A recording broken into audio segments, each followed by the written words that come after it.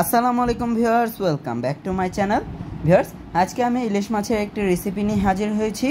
এটা হলো ইলিশ মাছের পানি খোলা। তো এই ইলিশ মাছের পানি খোলাটা কিভাবে তৈরি করা যায়, লেটস সি। ইলিশ মাছের পানি খোলা তৈরির জন্য আমি এখানে প্রায় 9 পিস ইলিশ মাছ নিয়েছি। মাছগুলোকে আমি ভালো করে ধুয়ে পানিটা ঝরিয়ে নিয়েছি। এখন ভিউয়ার্স, মাছটাকে আমি মশলা দিয়ে মেখে নেব। তাই আমি যে হাঁড়িতে রান্না করব সেই হাঁড়িতে একটি মশলা তৈরি করে নেব। তার জন্য ফার্স্ট অ্যাড করে নেব আমি এখানে পেঁয়াজ বাটা। আপনারা চাইলে এখানে পেঁয়াজ কুচিটাও অ্যাড করতে পারেন।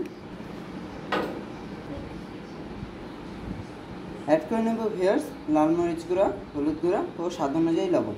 আর মরিচ গুঁড়া অ্যান্ড হলুদ গুঁড়াটাকে আমি একটু কম দিয়েছি, কারণ এটা একটু সাদা টাইপের হয়। অ্যাড করে নেব ভিউয়ার্স সরষের তেল।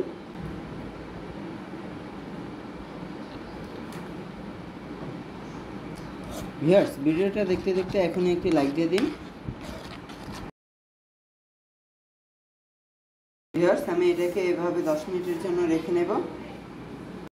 ফিরে আসলাম ভিউয়ার্স 10 মিনিট পর।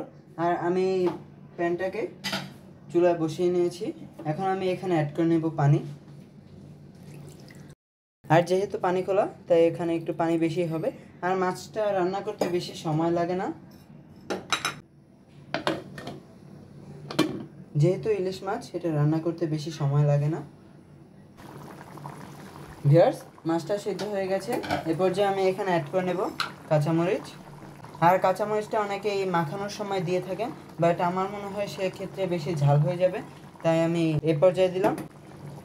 আর সেকেন্ডলি কাঁচামরিচের একটি কাঁচা ফ্লেভার থাকলে ভালোই লাগে। আর কিছুক্ষণ এটাকে রান্না করে আমি নামিয়ে পরিবেশন করে নেব। সো ভিউয়ার্স, তৈরি হয়ে গেল আমাদের এই মজাদার ইলিশ মাছের পানি খোলাটা। তো আপনারা কিন্তু এটা অবশ্যই বাসায় ট্রাই করবেন। ট্রাই করে যদি ভালো লেগে থাকে তো কমেন্টস করে জানাবেন অবশ্যই, অ্যান্ড ভিডিওটাতে বেশি করে লাইক করবেন। সবাই ভালো থাকবেন। আল্লাহ হাফেজ।